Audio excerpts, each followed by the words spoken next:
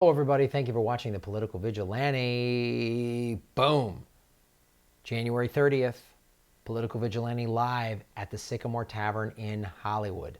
8 o'clock show, $10 tickets, free parking. There's a huge parking lot behind the Sycamore Tavern. My guest is Jimmy Dore. Also headlining Chicago, February 21st through March 2nd at 3 different Zanies clubs, one in St. Charles. I'm there for 3 nights. I'm in downtown Chicago for 3 nights, and then I'm out in Rosemont for 4 nights. Go to graham Progressive Comedy Tour. March, we're going to Lafayette, Louisiana, Oxford, Mississippi, Pensacola, Florida, and New Orleans. Go to grahamelwood.com to get those tour dates, everybody. So Richard Ojeda drops out of the presidential race, and a lot of people, it just happened recently, and I want to just go in. It's basically why he said he was dropping out. There's a lot about this guy that I liked, and I was glad he was running. And this is the reality of getting into a race. Former West Virginia Senator Richard Ojeda ended his long-shot presidential bid on Friday, a leader of the state teachers' strike last year. Ojeda concluded that the campaign ultimately wasn't winnable and told his supporters that he could no longer ask people to contribute money to a cause he thought he had lost. I don't know, maybe there's more to it than that, but the guy seems pretty straightforward. Maybe I'm wrong, I don't know, but I don't think it's some nefarious, somebody found footage of him doing whatever and he backed out. I think he's all about, he's coming from West Virginia that has 50% unemployment, The indicators were very positive, from an overwhelming response to our videos to thousands of volunteers and a level of grassroots fundraising support that grew every day. However, the last thing I want to do is accept money from people who are struggling for a campaign that does not have the ability to compete, he said. Assuming he's not covering up some awful thing, there's not some Me Too story about to pop on him or whatever. If you take him at his word, that's pretty noble. That's a pretty noble thing, man. I don't know that I can really win this. So I don't want people to keep donating to me, because he's had to fight for he was going to fight for working class people. So I hope, if Bernie gets the nomination, if the DNC doesn't screw him over, which many of you were like, Graham, forget it. They're going to screw him over. I can't argue with you too bad. I'm just trying to be hopeful that we can get a real progressive in the White House that's going to fight for a Green New Deal and make it happen so that the planet doesn't die. I hope he's put in somebody's cabinet if we get a real progressive in there, because he's like, here's what he did, right? Ojeda voted for Trump and turned on the president early in his term. Last month, Ojeda released one of the strongest abortion rights platforms in contemporary Democratic politics. He waged an unsuccessful bid for House in 2018, losing by 13 points in a district that Trump carried by 49 points 2 years earlier. And he joined striking teachers in Los Angeles. I want to read you a quote of what he said when he came to join the teacher strike in Los Angeles, which is over now, and looks like the teachers got mostly what they wanted, which is a good thing. School nurses, more than 1 day a week. Crazy. On Tuesday, I find myself with a whole lot of pissed off teachers, this time in Los Angeles, California. After trying to negotiate a contract for more than a year, LA teachers have decided to go West Virginia. They decided to stand shoulder to shoulder, hold the line, and shut it down. Because let's face it, whether you are the richest county in America or the poorest county, you can bet that your public schools are under siege. That's a leader, man. Now, maybe you could argue, oh, he just did that, to be an opportunist. I don't, listen to that guy talk and how he ran his senatorial campaign. He doesn't come across that way. And if he was disingenuous, wouldn't he be getting a bunch of bank money? Wouldn't he be doing that? Wouldn't he be getting a bunch of money from big corporations?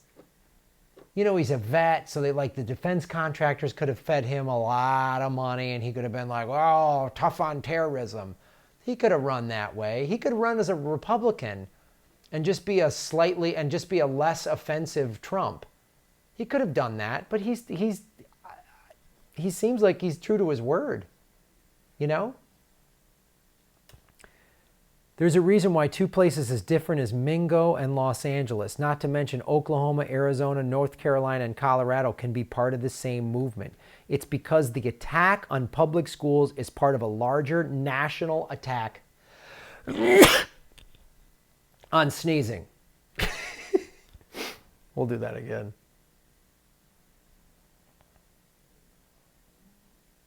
There's a reason why two places as different as Mingo and Los Angeles, not to mention Oklahoma, Arizona, North Carolina, and Colorado, can be part of the same movement. It's because the attack on public schools is part of a larger national attack on working people. He gets it. It's about labor, man. And it's why I don't have kids. I don't even live... I'm not in LA's school district. But teachers need... It's better for me as a resident of Los Angeles County that there aren't 45 to 50 kids in a school, in a classroom. It's better if there's a nurse there the classroom size is smaller and there's a nurse on duty every day. It's not good for me as somebody that lives in LA County to have kids that aren't getting a good education. Because guess what? Bad education, we know the stats. They're more likely to drop out, to get to go into crime, drugs, gang, the whole shot. Give good education, you have productive members of society. That benefits me. It would be stupid of me to just go, I don't have any kids. Or, I send my kids to private school, not my problem. No, it's our society.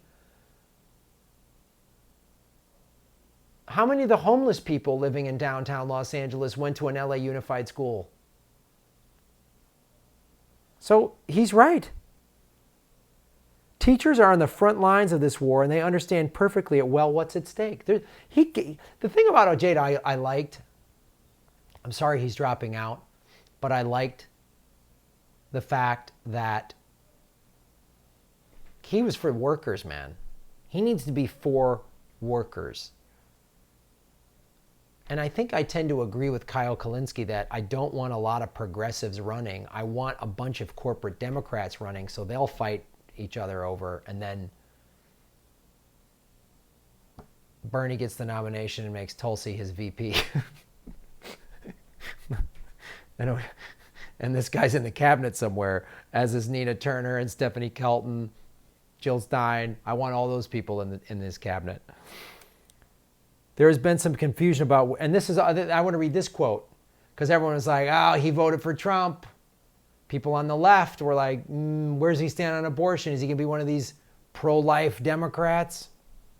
There's been some confusion about where I stand on the issue of abortion access, so let me clear this up. I wholeheartedly support a woman's right to make her own decisions about her body. Full stop. It's kind of weird to read something that isn't some like focus group scrubbed corporate double speaky. When somebody you're always like, what did they mean by that? No, I know what this guy means. Wholeheartedly support a woman's right to choose, full stop. He said, as President Ojeda said, he would oppose any 20-week abortion ban or other such restrictions. So he's just all for it. He's just like, he gets it. None of this incremental, trying to chip away at Roe v. Wade. No, man. Pro-choice. Women get that right. You don't want to, you have the, it's called pro-choice. It's not forcing people to have abortions. It's giving a woman a right to choose what she wants to do with her own goddamn body. If there was some passage in the Bible that said vasectomies were a sin, there's no way. There's no way guys, and like women were in power and a bunch of women were writing a law saying guys couldn't do this or that with their dicks. There's no way men would stand for that shit. There's no way. There's no way. He gets it. Pro-choice. Wholeheartedly. Let's move on. We got to do some real issues here. Workers' rights. Stop this bullshit Roe v. Wade attack that comes from the right.